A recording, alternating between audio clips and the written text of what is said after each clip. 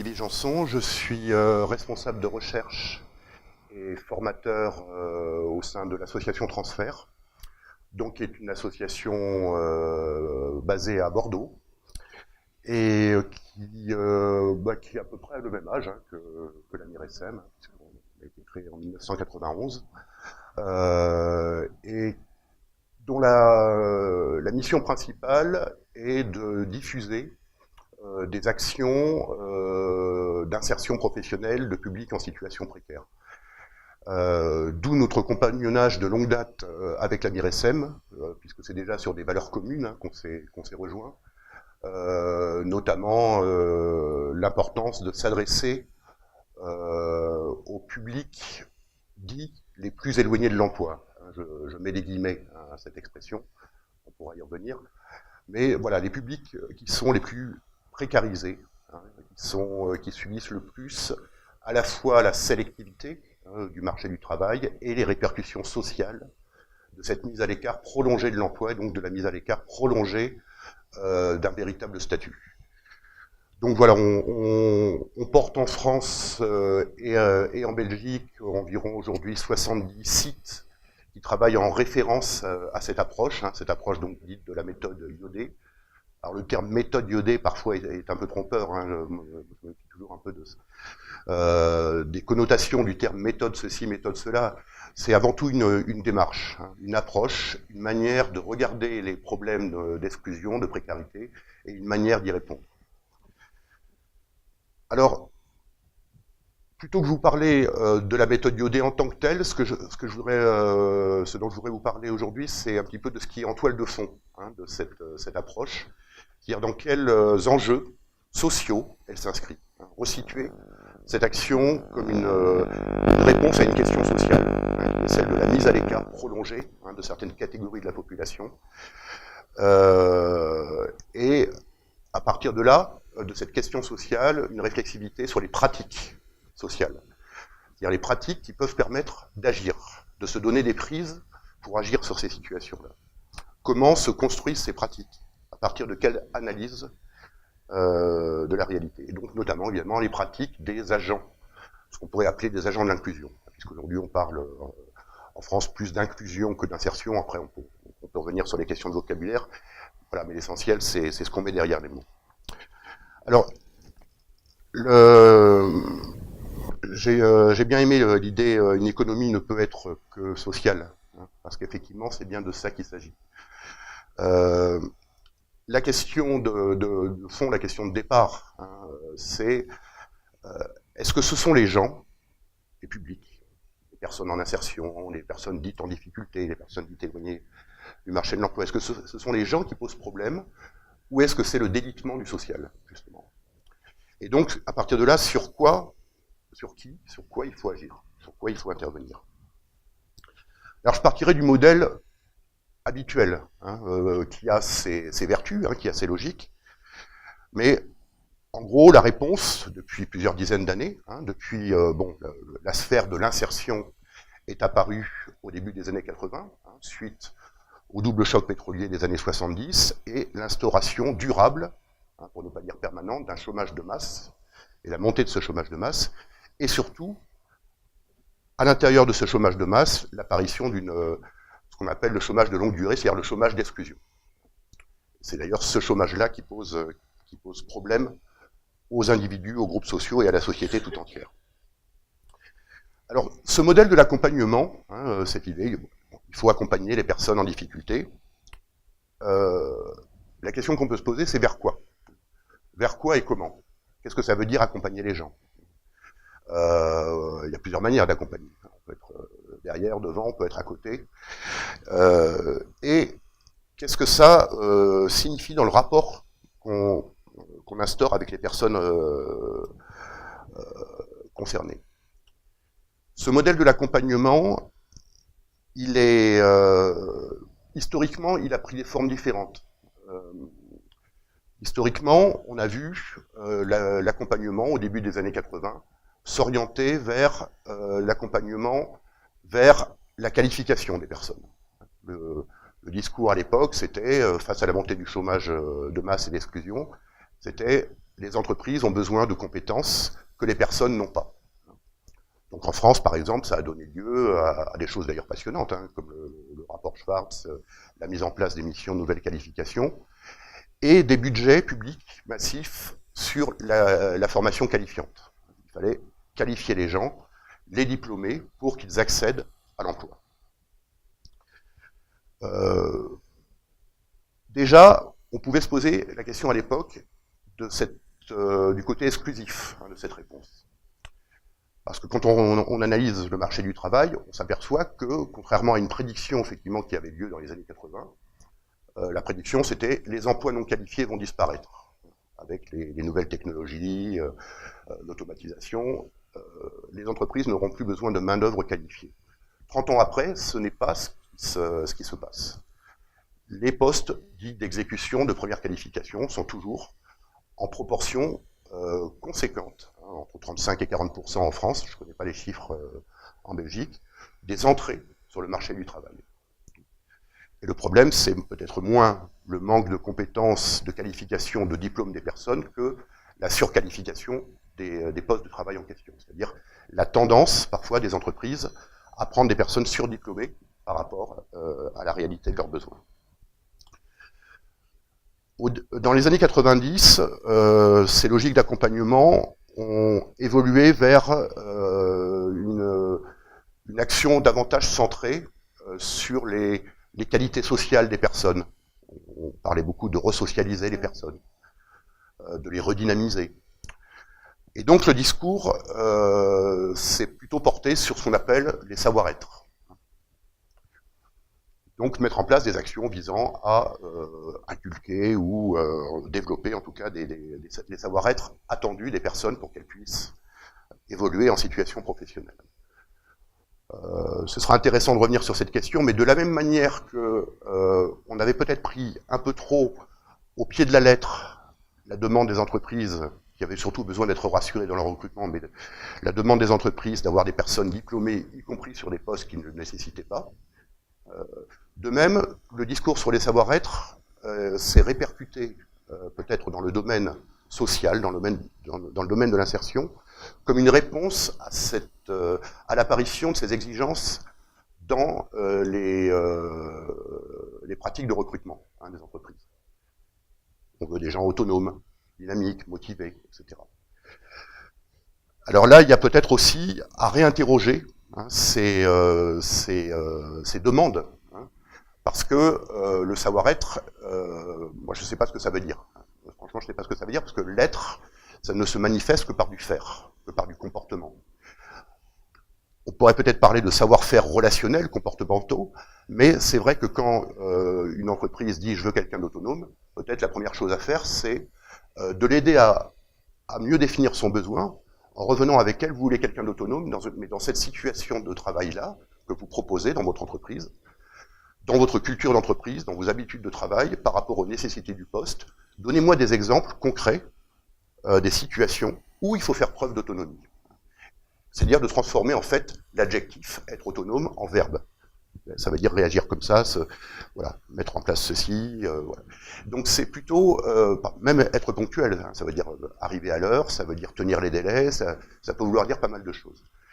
Donc là aussi, peut-être aider les entreprises à mieux définir leurs besoins, plutôt que ce qui, à mon sens, s'est fait pas mal, en tout cas en France, sur la question des pratiques d'accompagnement, être un peu trop centré sur des appréciations personnologiques qui finissent par, je dirais, stigmatiser encore plus les personnes. Parce que quand on vous dit vous ne travaillez pas, vous êtes au chômage parce que vous manquez de compétences, de diplômes, c'est déjà très discutable sur le fond, je viens d'en parler, mais ça vous atteint en surface. Par contre, quand on vous renvoie que votre situation de précarité, votre éloignement de l'emploi, votre situation de chômage est liée à un manque de savoir-être ou voilà, à des qualités sociales qui sont insuffisantes ou qui posent problème, là, on commence à vous renvoyer une image qui, là aussi, peut avoir des effets particulièrement contre-productifs. Donc, vous voyez, la notion de compétence, la notion de qualité sociale ou de savoir-être, et ce qu'on constate comme ça, c'est que au fil du temps, s'est construite dans l'insertion cette fameuse logique de parcours. Il faut amener les gens sur des parcours, des prérequis, des étapes, des préalables. Par exemple, d'abord, faire un projet professionnel. Et puis, même avant de faire le projet professionnel, résoudre ses problèmes sociaux. Et ensuite, se former. Et ensuite, s'intégrer, mais sur des emplois aménagés. Et tout au bout, on a l'emploi classique. Donc, on a, au fil du temps, comme ça, des logiques de parcours qui deviennent de plus en plus longs. Parce que les prérequis sont pensés de manière de plus en plus successive, presque institutionnalisée, ce qui fait que la demande directe d'accès à l'emploi des personnes est de moins en moins facilement entendue. On a plutôt tendance, plutôt que prendre au sérieux leurs demandes, à aller voir ce qui, chez elles, les difficultés éventuelles, les manques éventuels qui peuvent gêner l'accès à cette demande. Et donc tout ça se cristallise autour de cette fameuse notion d'employabilité, qui est apparue dès les années 80, dès la fin des années 80, et qui pose question parce que c'est quand même, il faut quand même rappeler que c'est une construction sociale, historique, cette notion d'employabilité. On ne parlait pas d'employabilité à l'époque du plein emploi. Alors vous allez me dire c'est normal, tout le monde travaillait, mais sauf que même à l'époque du plein emploi, il y avait aussi il y avait quand même une partie de la population qui n'était pas au travail. On disait c'était des choix de vie. C'était de la marginalité, mais on n'avait pas construit cette notion qui consiste à aller voir chez les personnes elles-mêmes une capacité plus ou moins élevée à travailler. Et donc moi je me méfie quand on commence à vouloir évaluer l'employabilité des personnes, parce que je n'ai jamais trouvé aucun critère valide qui permette de prédire l'employabilité de quelqu'un. Il y a certes des difficultés, il y a certes des freins qui peuvent se poser, mais la question c'est comment on traite ces freins. On s'aperçoit souvent que ces freins, par la situation d'emploi, peuvent être dépassés, plutôt que préalablement à la situation d'emploi. Bon, on pourra revenir sur ces questions. Hein. Peut-être par rapport à ces logiques de parcours, d'employabilité, de diagnostic, un petit passage par quelques éclairages réflexifs issus, par exemple, de la psychologie sociale. Il y a quelque chose qui a été étudié depuis longtemps en psychologie sociale, c'est ce qu'on appelle la norme d'internalité, c'est-à-dire une tendance culturelle que nous avons tous, hein, on est culturellement conditionnés, quand on essaye d'expliquer les situations sociales, quand on essaye d'expliquer ce qui se passe autour de nous, ce qui arrive aux uns, aux autres ou à nous-mêmes, à surprivilégier les facteurs internes, c'est-à-dire liés aux prédispositions des individus, à leurs qualités, leurs défauts. Et cette tendance culturelle nous amène à négliger, à être moins attentifs aux effets de contexte, à ce qui se passe autour de la personne. Donc, quand je disais sur quoi agir, c'est déjà cette question-là. Est-ce qu'on agit sur la personne pour la rendre plus autonome, plus qualifiée, tout ce qu'on veut, ou est-ce qu'on agit sur son environnement et sur l'interrelation avec son environnement?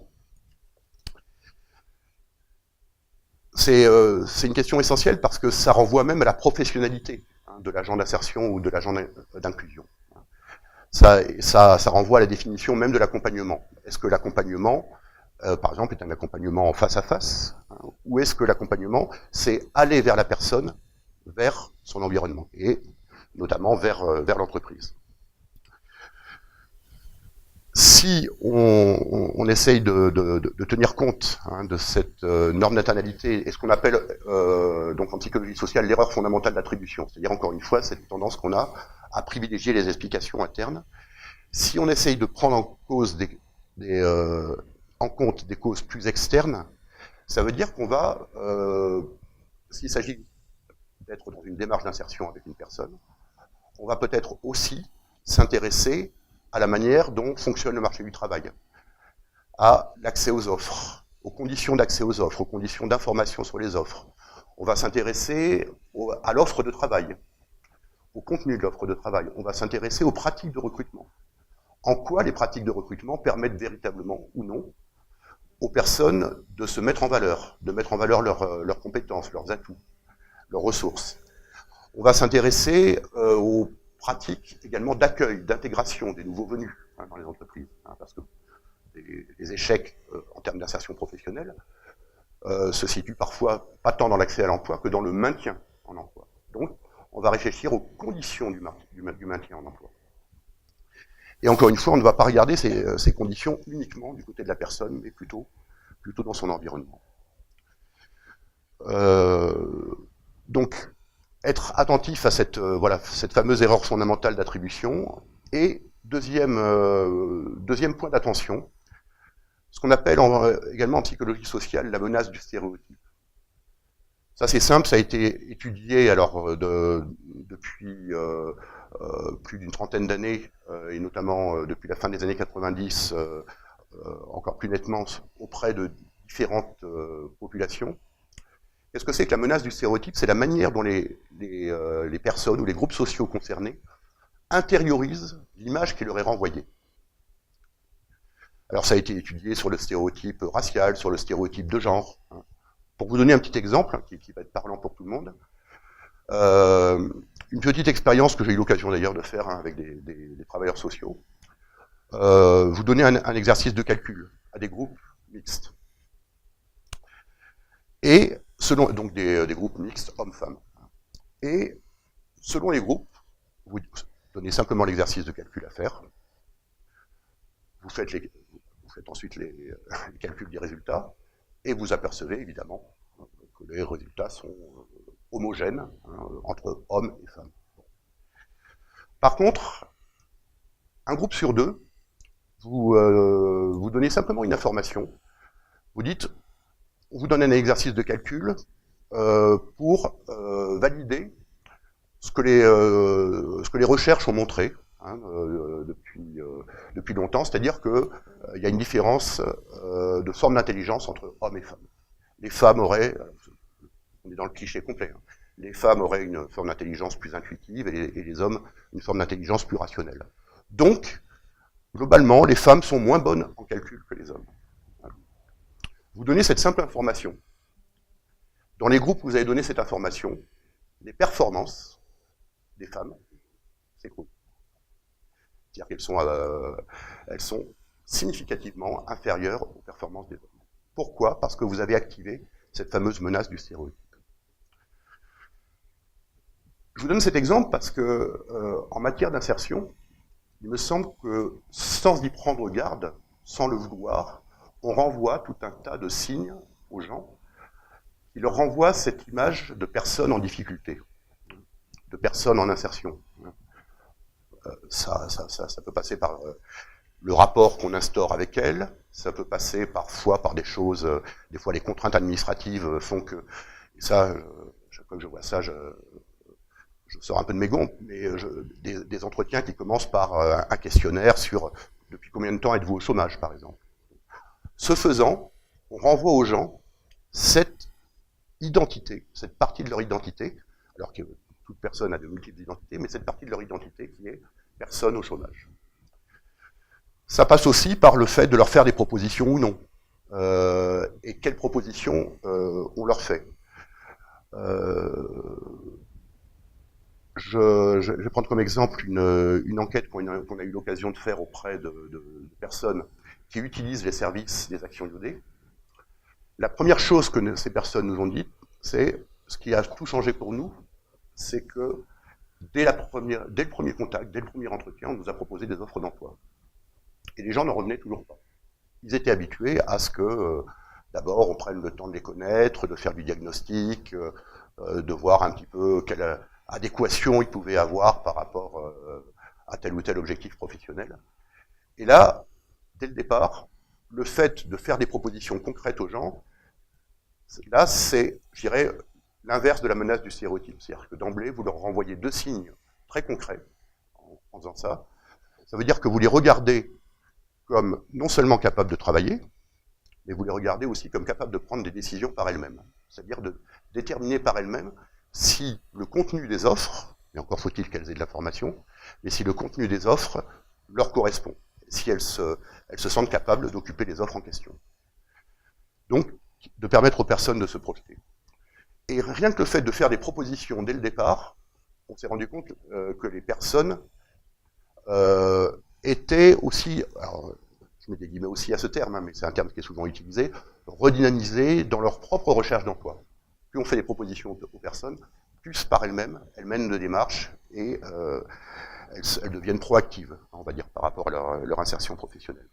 Voilà, tout simplement parce qu'on leur renvoie une autre image d'elles-mêmes. Donc, ça, c'est une question qui me semble importante à se poser constamment, parce qu'encore une fois, parfois, avec la meilleure volonté du monde, on peut enfermer la personne dans ce regard de personnes accompagnées, de personnes en difficulté. Alors, l'idée, c'est non pas de mettre au panier, hein, la logique d'accompagnement, c'est peut-être de la repenser, de la réorienter. C'est pour ça que j'ai appelé le titre de cette intervention de l'accompagnement à l'intermédiation, c'est-à-dire développer une approche plus systémique où l'agent d'inclusion va s'intéresser non seulement à la personne, mais à son environnement. Donc, mettre en place des actions d'intermédiaires sur le marché du travail. Il me semble difficile aujourd'hui de faire de l'insertion sans agir sur cet acteur fondamental qu'est l'entreprise. Donc, de jouer effectivement ce rôle d'intermédiaire actif sur le marché du travail.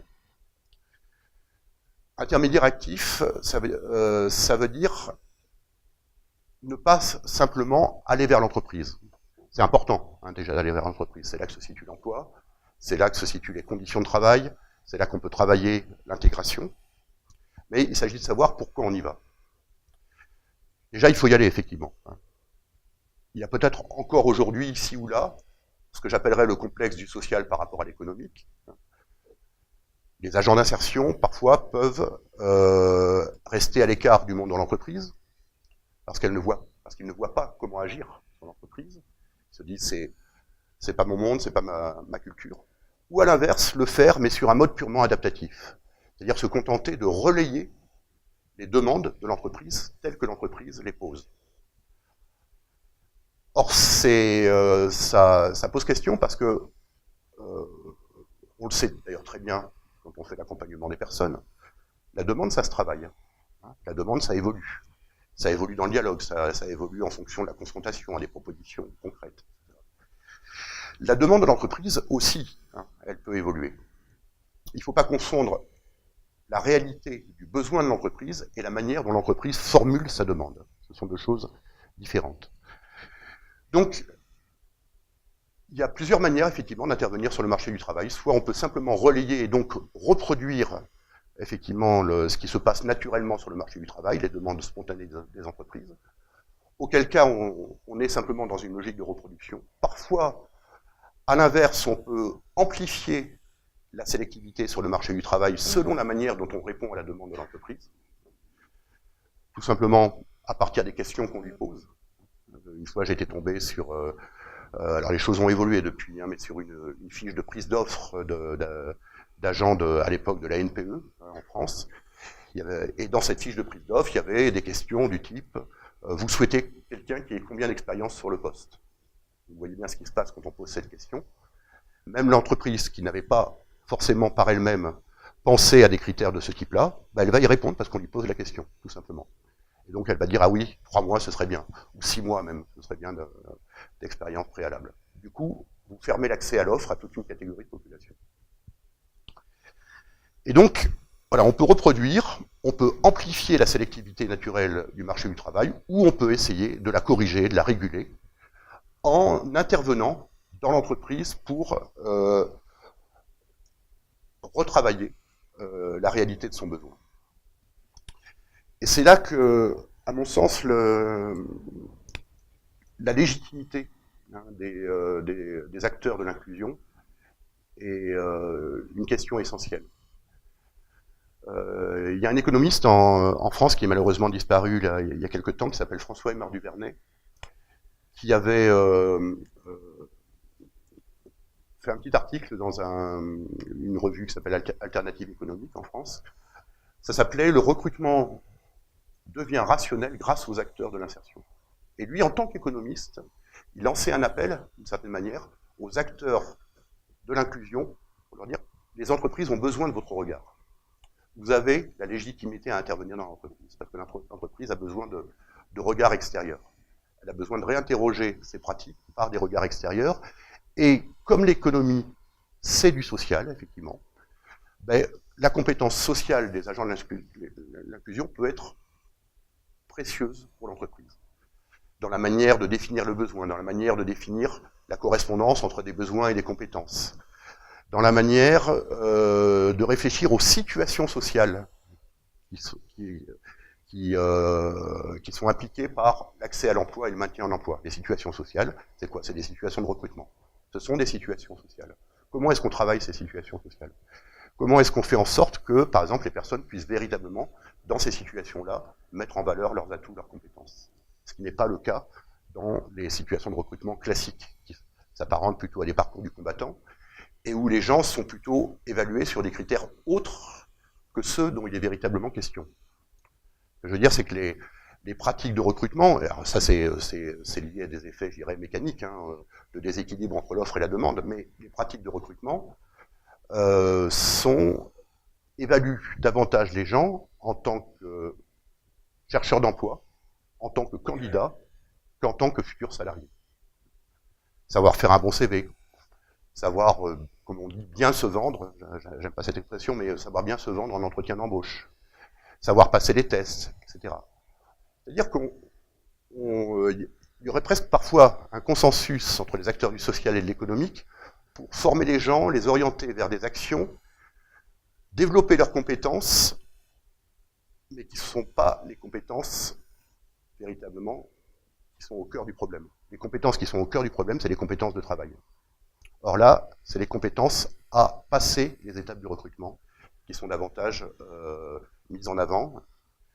Et d'ailleurs, quand je vous dis c'est un effet mécanique, hein, c'est quand vous questionnez des entreprises, des employeurs, ils ne mettent pas longtemps à dire qu'effectivement, en recrutant sur CV, par exemple, ils passent certainement à côté de candidatures intéressantes. Ils ne mettent pas longtemps à vous dire finalement le comportement de telle personne en entretien d'embauche. C'est vrai que quand je vois son comportement en tant que salarié, alors ça peut être dans un sens ou dans l'autre, ensuite, c'est pas la même chose. Donc voilà, le problème c'est qu'on est sur cette... à force d'avoir réfléchi sur les préalables à l'emploi, on a peut-être oublié l'essentiel. Donc, se donner des prises pour agir sur les pratiques de l'entreprise, pratiques de recrutement, pratiques d'accueil et d'intégration où il y a beaucoup à faire, il y a souvent un déficit d'accueil, d'intégration des nouveaux salariés, notamment sur les postes de première qualification. Des choses très simples, hein, un entretien d'accueil le premier jour, la visite de l'entreprise, la présentation aux collègues, le fait d'avoir des référents ou des personnes ressources sur lesquelles s'appuyer dans le collectif de travail, le fait de faire des points réguliers au début de l'emploi avec l'employeur. Il y a des choses très simples à mettre en place, mais qui souvent ne sont pas mises en place parce que les entreprises n'ont pas réfléchi nécessairement à cette question. Pourquoi est-ce que les entreprises n'ont pas réfléchi à cette question? Parce que tout simplement, les patrons de boîtes sont avant tout des entrepreneurs. Leur compétence, elle est en tant qu'entrepreneur, elle est sur leur métier, elle est sur leur secteur d'activité. Mais pour autant, en tant qu'employeur, ben souvent ils se débrouillent comme ils peuvent. Un employeur de TPE, PME qui en est à ses premiers recrutements, ben, il n'a pas été formé à ça. Qu'est-ce qu'il fait? Du coup, il se débrouille comme il peut. Il utilise ce qui est fait habituellement sur le marché du travail. La sélection sur CV, c'est bien pratique. Les critères d'évaluation du comportement des personnes en entretien d'embauche, bon, voilà, au moins on peut... Il y a quelques signes sur lesquels on peut se repérer. Mais tout ça, encore une fois, est éloigné de la réalité de son besoin. Donc, je pense que les agents de l'inclusion ont un rôle à jouer pour amener les entreprises à repenser leurs pratiques de recrutement en revenant sur la réalité de leurs besoins. Ça veut dire quoi, revenir sur la réalité de leurs besoins? Ça veut dire, plutôt qu'avoir une offre formulée, par exemple, en termes de profil de candidat recherché, 6 mois d'expérience, tel diplôme. Alors bien sûr, il y a des postes qui nécessitent des diplômes, mais là je parle vraiment des postes de première qualification. Ou les fameux savoir-être dont je parlais tout à l'heure.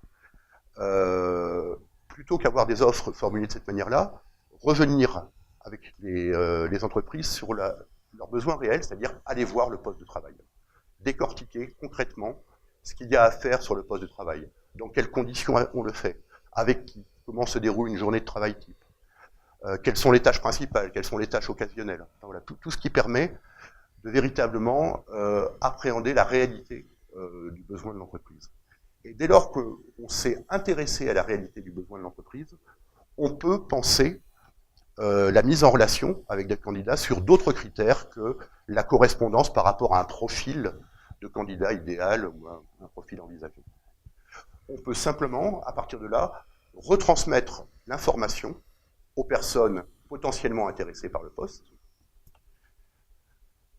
Et à partir du moment où les personnes ont une information suffisante, peuvent se projeter sur la situation de travail parce qu'elles voient concrètement ce qu'il y a à faire, comment ça va se passer, avec qui, etc.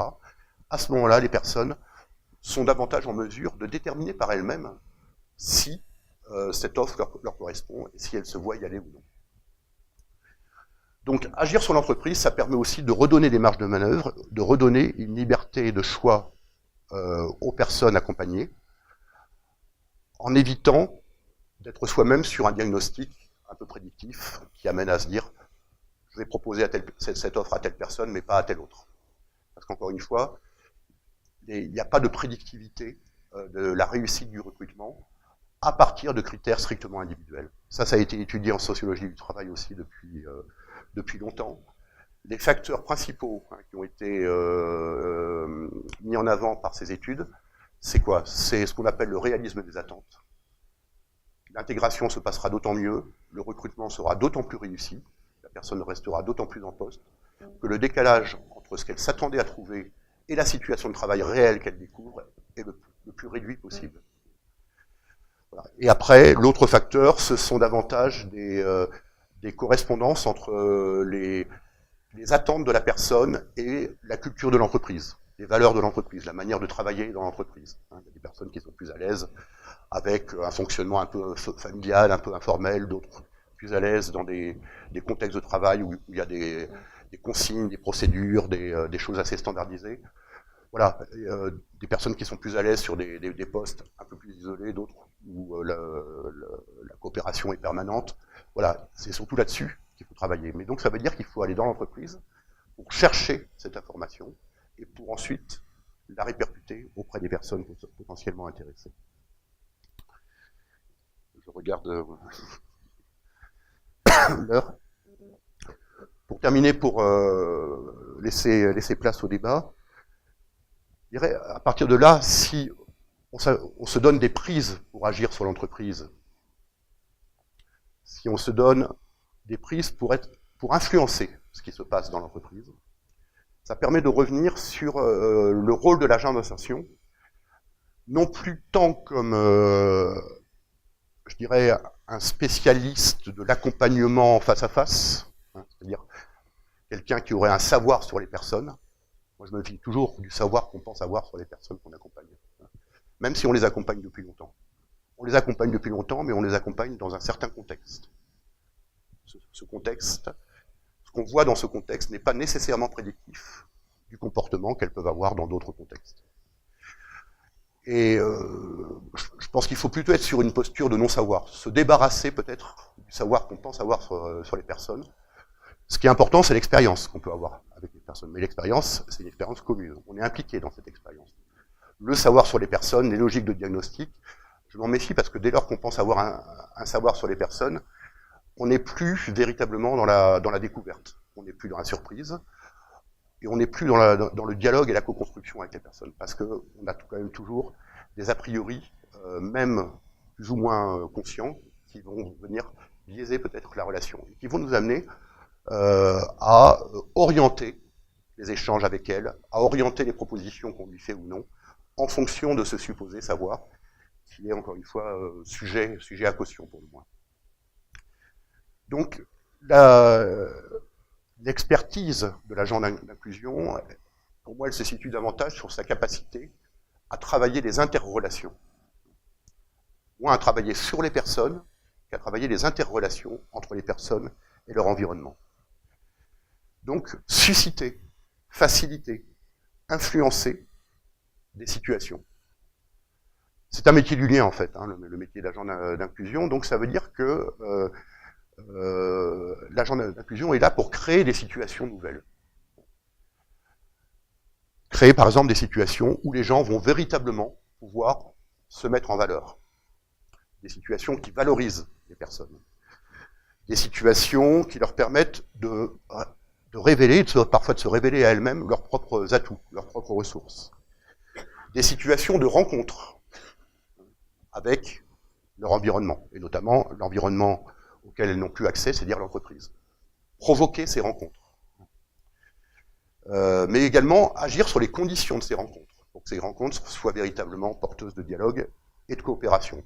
Je vous donne un exemple, hein, pour finir, qui fait partie intégrante, voilà, du référentiel de pratique de la méthode Yodet, hein, pour illustrer cette idée de susciter des situations nouvelles.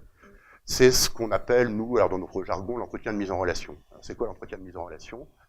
C'est une alternative aux pratiques de recrutement habituelles, hein, dont on sait à la fois la sélectivité qu'elles génèrent et dont je viens de dire qu'elles étaient finalement assez éloignées de la réalité du besoin des entreprises. Il a fallu qu'on crée des alternatives pour pouvoir justement ne plus utiliser le CV, par exemple. Le CV, c'est avant tout un extraordinaire activateur de stéréotypes. Quand vous lisez le CV de quelqu'un, vous avez la biographie, vous avez tout un tas d'informations qui vont, qu'on le veuille ou non, activer un certain nombre de stéréotypes. Alors parfois des stéréotypes positifs, mais aussi, souvent, des stéréotypes négatifs, notamment les trous dans le CV pour une personne qui n'a pas beaucoup travaillé. Donc, quelle alternative? On a bricolé, on a expérimenté. Hein. Moi, ma fonction au sein de Transfert, c'est responsable de recherche. Donc, il a fallu qu'on expérimente de nouvelles pratiques. Et donc, on en est arrivé à cette pratique de l'EMR. C'est quoi l'EMR? C'est simplement d'amener le recruteur et le candidat à se rencontrer en présence d'un tiers, l'agent d'inclusion, qui est là pour faire les présentations, qui est là pour poser le cadre, qui est là également parce que sa présence se justifie à ce moment-là, parce qu'il sera impliqué également sur la phase suivante, c'est-à-dire la phase d'appui à l'intégration dans l'entreprise, une fois que le contrat aura démarré. Donc il y a la présence de l'agent, mais il y a aussi la manière dont se déroule l'entretien, c'est-à-dire amener le recruteur et le candidat à se rencontrer, non pas dans le bureau du recruteur. Vous savez ce que ça donne, hein, très souvent les entretiens d'embauche classiques, c'est une personne qui questionne une autre, à partir de son CV. Et donc, il lui pose des questions sur son passé. Et donc, là aussi, on revient sur des éléments d'évaluation qui s'éloignent de la réalité du besoin. Donc, on amène le recruteur et le candidat à se rencontrer sur le poste de travail, et non pas dans le bureau. Et là, l'entretien démarre par une présentation du poste par le recruteur. Et vous voyez évidemment que ça change la tonalité, hein, de la situation et la tonalité des échanges, hein, qui vont suivre. Parce qu'à partir de là, c'est la personne qui va poser des questions, à partir de ce qui lui a été expliqué, de ce qu'elle voit, de la réalité du poste. Et là, on va pouvoir orienter l'entretien de recrutement vers un échange véritablement professionnel. On parle du travail. Le poste est entre les deux et il vient médiatiser la relation entre les deux. Et on s'est aperçu que, par exemple, des personnes qui étaient complètement... alors, on aurait dit, tiens, elles sont loin de l'emploi, parce qu'elles étaient... elles avaient un comportement catastrophique en entretien de recrutement classique. Elles étaient sur la défensive, elles n'arrivaient pas à parler, etc. Ces mêmes personnes, dans ces situations-là, sont beaucoup plus à l'aise, parce qu'encore une fois, il s'agit de parler du travail. Et donc, ça amène aussi l'employeur à porter un autre regard sur la personne. Et c'est aussi un avantage précieux pour l'entreprise, parce que de cette manière-là, les personnes qui l'embauchent, elles savent à quoi s'attendre. Elles ont vu le poste en réel et elles ont pu confirmer leur décision à travers une approche directe du poste. Donc en fait, voilà, c'est cette idée de créer le lien le plus direct possible et le plus centré possible sur la question qui est essentielle, c'est-à-dire celle du travail. Voilà, mais je pense qu'on peut imaginer tout un tas d'occasions, qu'on travaille d'ailleurs sur l'emploi ou qu'on travaille sur d'autres domaines, hein, le logement, la vie sociale. On peut trouver tout un tas d'occasions pour créer des situations nouvelles, susciter des situations nouvelles, qui rééquilibrent un peu le rapport entre les acteurs, qui permettent d'ouvrir un peu les choses, et qui permettent aux personnes dites en difficulté, c'est pour ça que je mettais des guillemets tout à l'heure, de se montrer sous un autre jour et d'être regardé, surtout différemment. Voilà, je m'arrête là pour pouvoir laisser la place aux échanges. Merci.